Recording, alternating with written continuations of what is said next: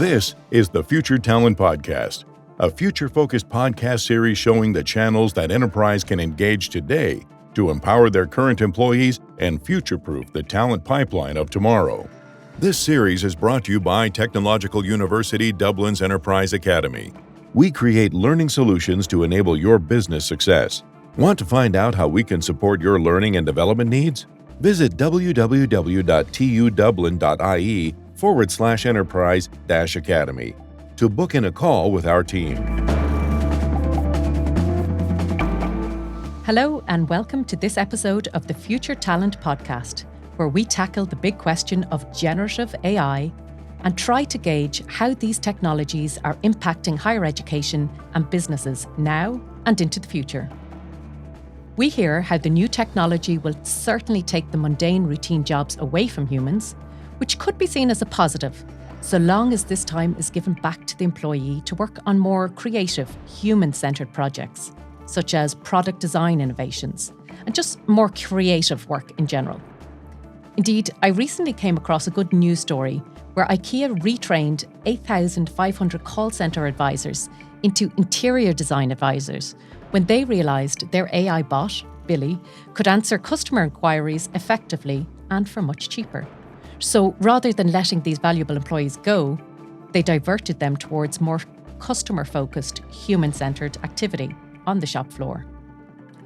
As I think about this AI discussion, I am reminded of old TV footage from the 1970s, where news reports showcased computers, the new technology of that age, and questioned whether this computer device would be the ruination of societies and civilization. While it is amusing to look back on these black and white TV interviews 50 years on, here we are in the same scenario, trying to predict just how generative AI is going to change our lives as we know it today.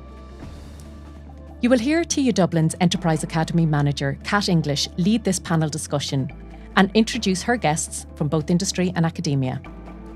As I listen to their conversations and realise the uncharted territories we are entering, more than ever, I can see the need for industry and educators to work together to think deeply, act responsibly, and collaborate to leverage this technology for the greater good of humanity.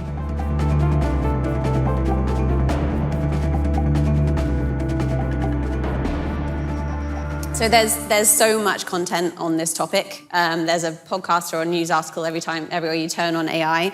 I wanted to kind of focus today's discussion on what the Enterprise Academy is trying to do, which is to really bring together TU Dublin and organisations of all sizes to prepare the workforce for the rapid changes. So I'm very pleased to be joined by people who are on the front lines of this evolution.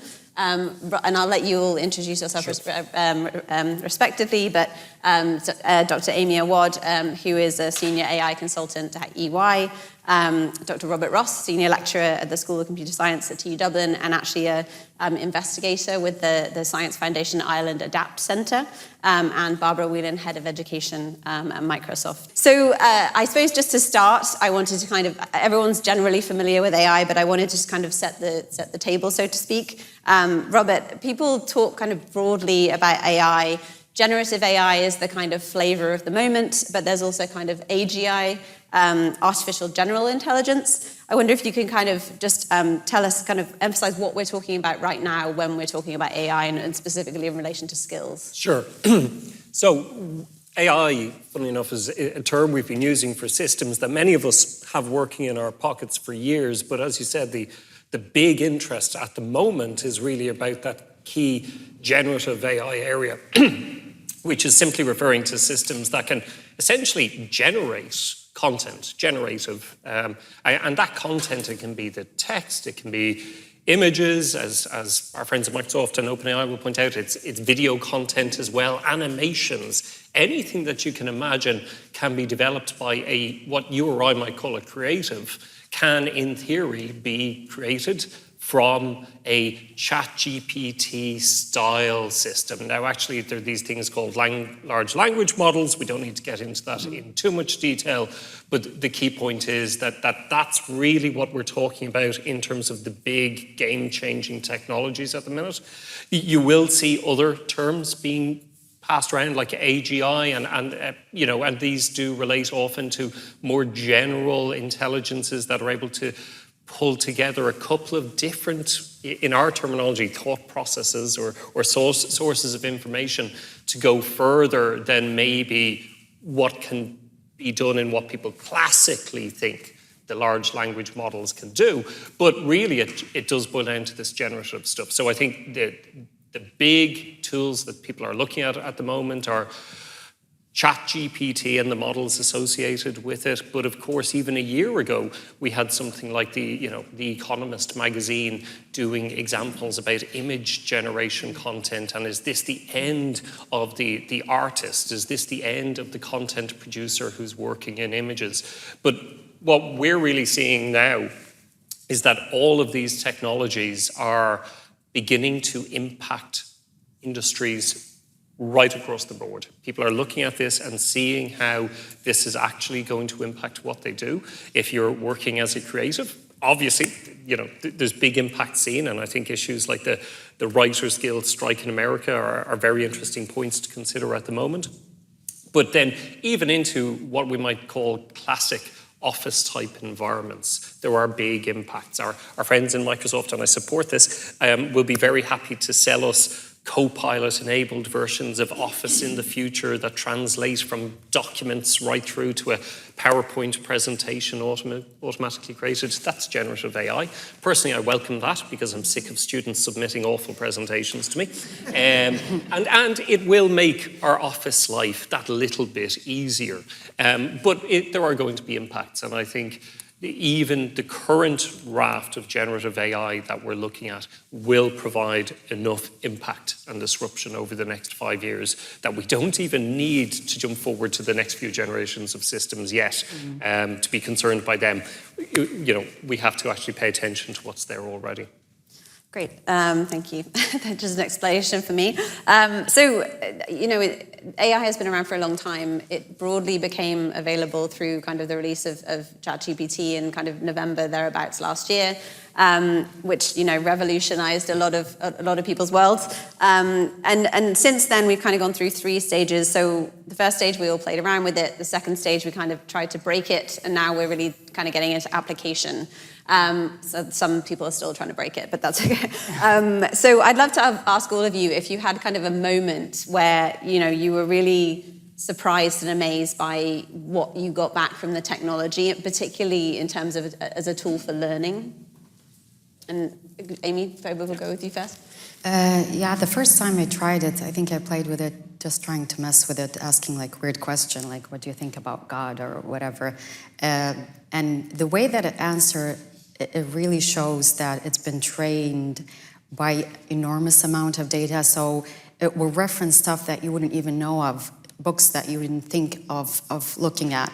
So I always thought that, okay, this is a resource. This is going to save me so much time. If I want to ask any random question, it can give me all these references and save me hours or days or even like months. And according to Forbes, that the whole generative AI movement will save up to 40% for enterprises, and that's time back to us, for us to save time for product development, design, and whatever it is. And that for us is huge because we can focus on the most important kind of work, the creative work, what human can do and the AI cannot do. But from my opinion, I've always been an AI advocate as an AI consultant, and I always believe that it's our ally. It can augment us and make us capable of great things, and it's all about how you use it. So AI is not bad. It's bad or good as people, and it's all about how you apply it and how you use it. And it's something that I don't think we can fight anymore. It's happening, so we better get on board. But always be cautious, and there's a matter of urgency to get on board with generative AI, and it is the future. It's just a matter of how we're gonna use it, I guess. Thank you. Barbara, anything? Yeah, and I think that's it. I think it is out there. It is being used. I think it's a key focus on leadership. Like for myself, my learning is how this has impacted my day-to-day, you know, those tasks, it's coming. And as you said, like Microsoft will be introducing this into their productivity suite. That's going to be a focus. The way we work is going to change. Like we're piloting it within Microsoft. You know, we did an intelligent recap of a Teams meeting, and I had to say, wow, right, it just summarized everything. It had the sentiment, you know, the key points, and everyone in the meeting went, this will probably change how we interact in meetings. And I think that was the biggest feedback. But I think, you know, to your point, I think leadership is really key here because it is there. You know, every industry is going to be impacted slightly, and, you know, not to jump ahead in the conversation, but leadership and how this is going to be approached. Because, you know, if you look all over TikTok, it's all over. Students are sharing it. Like if you look at the figures, ChatGPT got to 100 million users within 2 months. Like they're scary statistics. Yeah, but I think it's adapting it. It's a good thing, but you need to have the guardrails in place, and you need to really look at each industry and what the benefit's going to be to that. I'll let you respond to the anything exciting or anything that you've learned. No, I'll answer sort of the original formulation. When was the time, or what was it that I looked at and went, wow, this is a game changer? And I can give a very clear answer on that. I was working with a student back in about November, December last year, and this student, very diligent, great student, was working away on their 4th year project.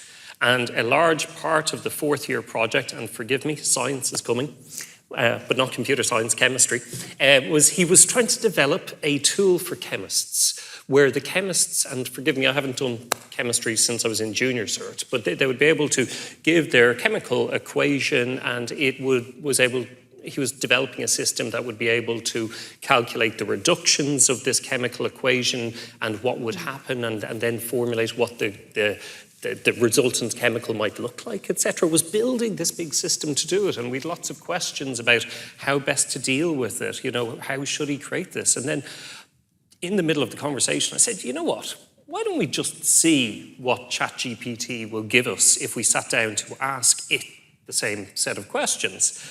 And there he gave me a couple of examples, not trivial ones by any means, right? So complex equations. So he gave me the chemical equations, and we typed them in and say, so what happens if I combine this with this? And I, you know, just putting in the chemical equation, and then bang, it gives the response. So this is the chemical formulation of this. It will be reduced to this with a heat reduction of this, that, and the other. Going through the whole thing with this beautiful, glorious explanation. It could have had errors. We'll come back to that point later, right? But all extremely plausible. And then, you know, we typed in straight after, and can you give me like JavaScript, you know, computer code to visualize this? Bang, the computer code to visualize it was produced. That to me was a game changer moment where you realize that all of this work that this student was putting in to do for their project, and in many companies as well, suddenly to a great extent becomes redundant or easy to build a basic prototype for using the technology. And that to me was absolutely a wow moment. That's fantastic. Yeah, I mean, I for one will welcome the minute taking of meetings, especially after a couple of years of online meetings. So Barbara, I suppose just to get more into what Microsoft is doing at the moment, so a massive investment in OpenAI. It's obviously one of the biggest players. Can you talk about what you're working on, how this kind of might impact, you know, this technology might impact kind of skills and the workplace and learning? So look, and I think we spoke about it, right? So Microsoft have invested heavily in OpenAI. So I think we just announced our 3rd phase of partnership, you know, multi-billion, multi-year investment, right? And the shared ambition is develop cutting-edge AI technology, but also democratize AI as a platform. And I think for ourselves, what we're trying to do in Microsoft is take the OpenAI technology, bring it into our platform. So you'll see it coming in to, Office 365, into that productivity, how you do your day-to-day job, into CRM, Dynamics, workflow. So trying to see where there is processes that can be improved by this AI technology. So what you'll see new skills coming in or new jobs coming in to start to manage that, right? And we have within Microsoft already, we've roles there. I started Microsoft 8 years ago. We've roles there that never existed, when I started. There's going to be a whole new era of roles come out. And I think I actually attended an event you were at last week. 4 teachers got up, from rural schools who are using ChatGPT. And they had various levels. And one guy really impressed me because his prompts were amazing. So he had gone, give me a lesson plan for 11-year-olds in this area using resources you could buy in a supermarket. And it gave him exactly what he needed. And it just showed that prompt skill. So it's understanding, you don't have to know the deep layer of the technology, but how you talk to the technology and how you begin to get that back. And even from that day-to-day, how you actually ask that question on your day-to-day job. What summary, what key points do you need to know from a meeting? It's going to be important to do that. But I do see a change of work from an end user point of view, but then also a big thing that we see is, and I think it was touched upon before, that knowledge management.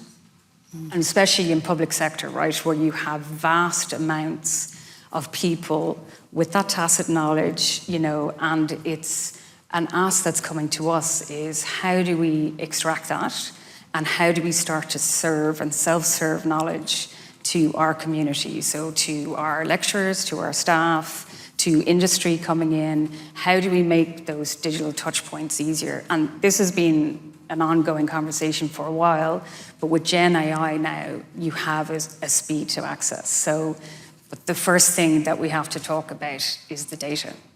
You need coherent data in the background, that you can actually start to leverage. So that's the first thing we're starting to work on. But I think the 2 things that we see, one, from an end user point of view, the way of work is going to change, and I think you touched upon it. Each industry is going to be impacted slightly differently. And I think, again, that's up to leadership to really drive in each industry.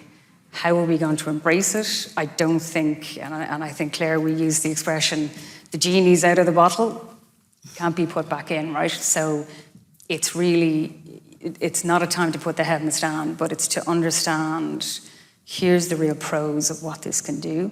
Put the right guardrails in place. And I think from a Microsoft point of view, like responsible AI is at the core of what we're trying to do, right? We're trying to develop, to make sure it's, inclusive, the safety elements to it, right? Have those guardrails in place. And I think each industry will need to look at that for themselves to go, how do we maximize it? Yeah, agreed. And actually that leads me nicely into your question I have for you, Amy, in terms of, which sectors it is impacting, which areas of work it's impacting, and how companies can kind of start to safely experiment with it. What are you seeing from some of your clients? Definitely. That's quite a trend, especially with our clients just coming to us, how can we use it? It's here, we want to leverage it, but we don't know how, especially when it comes to privacy and, private information and their, data. Overall, it can be tricky. So most of our clients have, as usual, have an enormous amount of data, and they want to mine it, they want to leverage it, they want to get the best kind of insight out of it.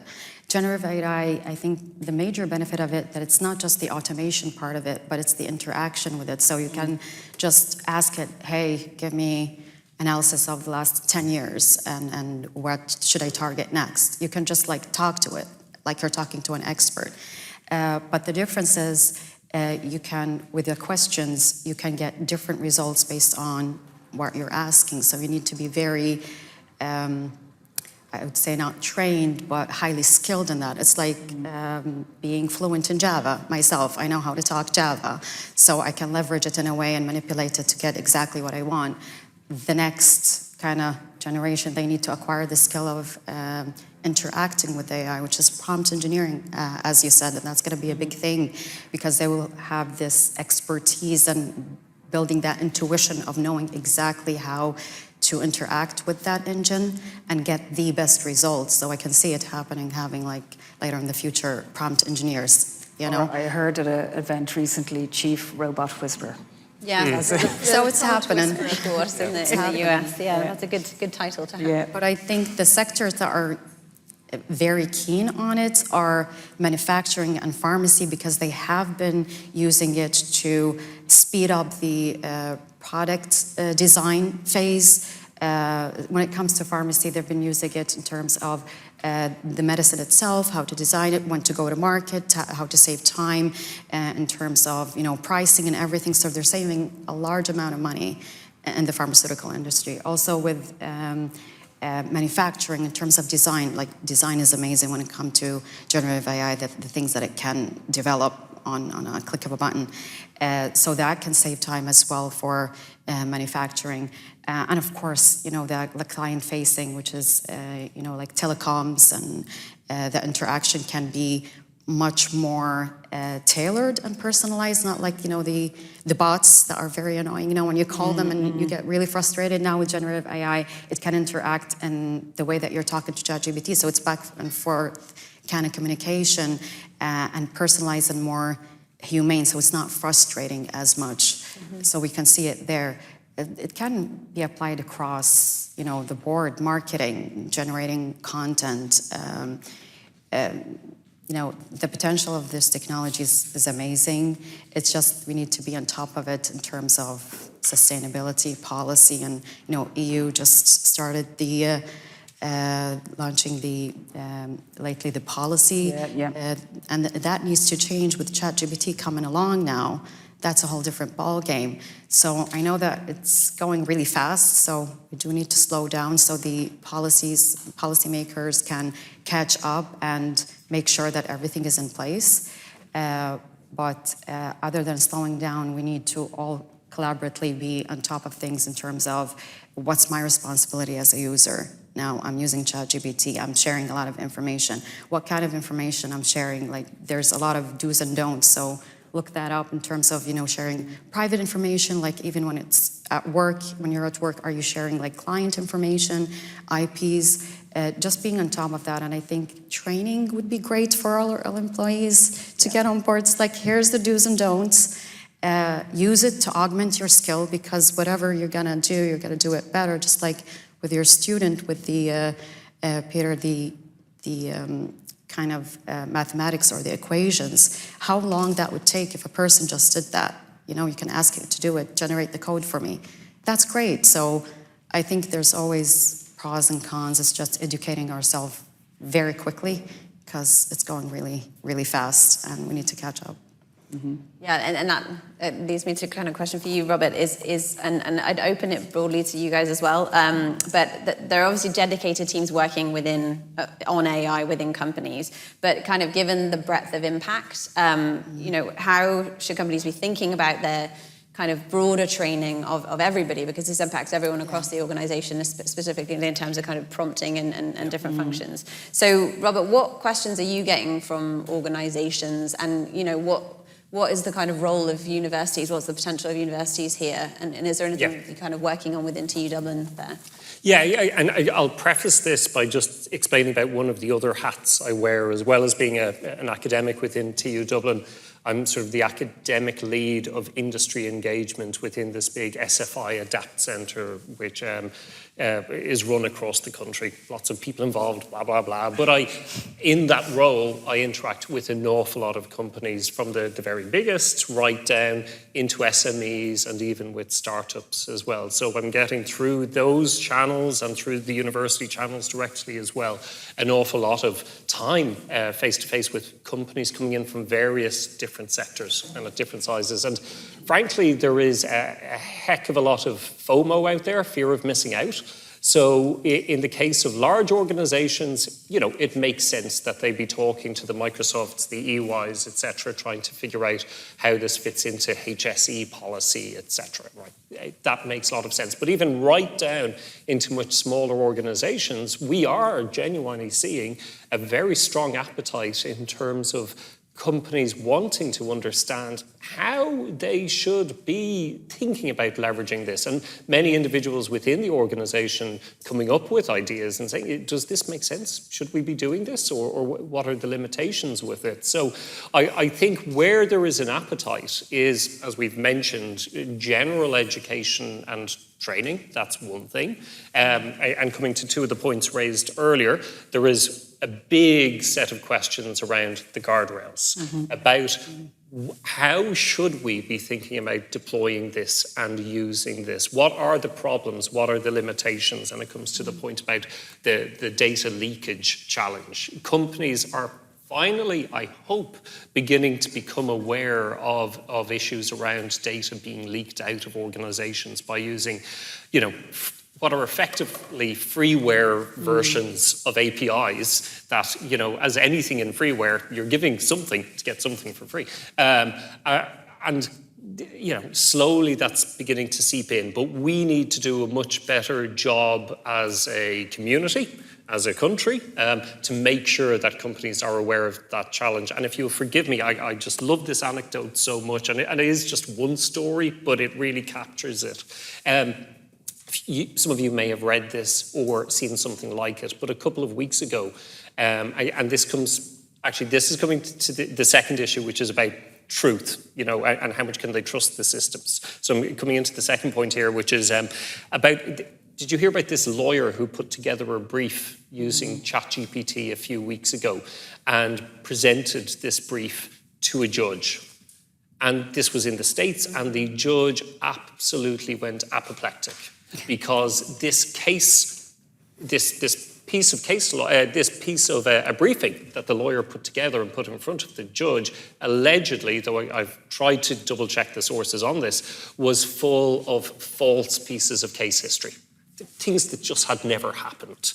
And it looked perfectly fine, but yet once the judge saw it, they were able to say, this is rubbish, and challenged the lawyer on it. And the hilarious bit for me is the lawyer turning around and saying, I didn't know it could make stuff up.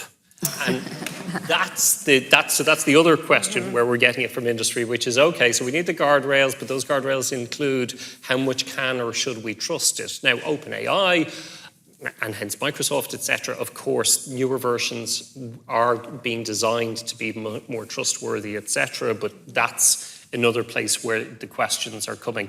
And if you forgive me, one third aspect is just the specific training around issues like prompts, how to use the systems effectively, how even to engage and get good results out. Because issues that I'm aware of and I can train people of, that there might just be one or two people in the audience who get this, but how we do the prompts, do we give an example to the system and then say, do this task for me? Or do we just say, do this task for me? That makes a huge amount of difference in terms of how effective the systems work.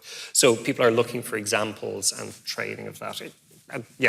A few of the key points. Great. And is there anything kind of that we are working on within TU Dublin, to prepare for this? I mean, So certainly within our own courses and structures, we're developing in new. Well, if we looked at first from the pure academic perspective and then sort of tier out, at the pure academic perspective, we've been already put together, already validated actually, new modules for next semester, introducing them into the masters immediately, which are covering all of this in the context of natural language technology and generative AI. But then there's also this process of peeling those specific modules out as, terminology that I'm not allowed to use anymore, but I will learn the CPD type modules and turning them eventually into micro-credentials and working maybe with the team over here to make that happen. But then also as we tier up, a large part of what we do even within the academic space, is working with companies of different sizes. And we have a couple of projects coming in where, through some of our partners, companies want to play with these types of technologies in safe ways. And with respect to my friends here on the left, they maybe are aware that if they go directly to a vendor or one of the big four, they will be presented with a particular view on it. So sometimes they come to us just looking for maybe that cynical academic perspective on what might be good or not good, and we can say, no, it's fine, trust Microsoft and EY, go over and have a chat with them. And anything from your perspective on kind of the role of universities or, in helping to kind of prepare the workforce for this evolution? Look, I think it's that awareness, that training, like for, to the point of that public versus private, because, you've OpenAI is democratized, it's public, it obviously is taking that information to train. You can opt out in some areas, but, from our point of view, what we're trying to do is bring it into an enterprise setting, right? So you bring your data into a safe space. You are rationalizing and validating your own data and how you present it back. That's a key learning. And I think to that point of data leakage, I think it's, for the workplace, to be honest, if you're looking at an undergrad now, I honestly don't know what job's going to look like when they're exiting, right? So I think it is just, as I said, the genie is firmly out of the bottle, so there's a need to keep up with this. I think what I say every time I give a talk on this, no one has all the answers. We're all learning, we're all moving. I think it's all about dialogue and understanding, but it is moving at pace. And I think, like from our view, like I've spoken a lot about end user, but I work in the education industry. Like learning and teaching and learning is one area, right? Personalized learning, personalized feedback, student engagement. That's a whole other area. Like some of the use case I spoke about, that's an area we can kind of look at now, but that whole area is a much larger discussion. But, I do see a lot happening with third parties who were in that space before, who are now going hugely at pace. So I think it's, having an awareness of what's out there, what's being presented, what is teaching and learning going to look like, and then as we move, it's that skill set is going to be really key. But I don't know if anyone has a crystal ball to say what does that look like. We'll keep it as a topic on future. Yeah. I can't imagine it's not going to be a panel at most of our coming events. Anything to add there, Amy? Or? Yeah, I think following up on my two colleagues, the same thing is like we need to have these conversations and keep an open mind always. Companies like Microsoft and Google and Amazon, let's just talk the academics, the skeptics. We need you guys. We always need these kind of collisions and not shy away from these conversations, because history shows us that whenever we avoid something or like go head to head, it always goes south. So let's talk. Let's do better this time, because ChatGPT is not just ChatGPT. Generative AI is the new form of AI. It's the new evolution. And if we don't talk and share our concerns in a respectful manner, like no need for aggression, because I know that a lot of people are just afraid of the technology itself and what it can bring. But how can we leverage it? How can we provide our clients with safe services? For example, we're using OpenAI in one of our offerings for document intelligence, where people just put a bunch of load of documents and ask it, hey, tell me what's this document about? How can I summarize all the last year, for example, revenue? It's very, very helpful, and it's saving a lot of time. So I see the benefit there, but still, like in terms of safety and sustainability and all of that, we're still not there yet. It needs to be invested in. Experimenting in academia should be always encouraged, like young people just taking it and trying to break it, that's fine. That's where you find the loopholes and get it better. But I'm very excited to see where this is going to go. So there you have it. Change is here and more rapid change is coming. We might like to put on the brakes or find a crystal ball. But given that neither of those two things will happen, what can we do? 3 things I took away from our experts were: 1, keep dialogue open. We need to share all concerns regarding the technology with all relevant stakeholders. 2, we need guardrails to ensure the safety of people and society, be it in the form of policies at government or organisation level. And 3, leadership is critical. As we integrate generative AI into business processes, we need leaders who will act responsibly, honestly, and openly to ensure the race for power or profit does not supersede the need to protect people first. Thank you for listening, and we will be back soon with another episode of the Future Talent Podcast.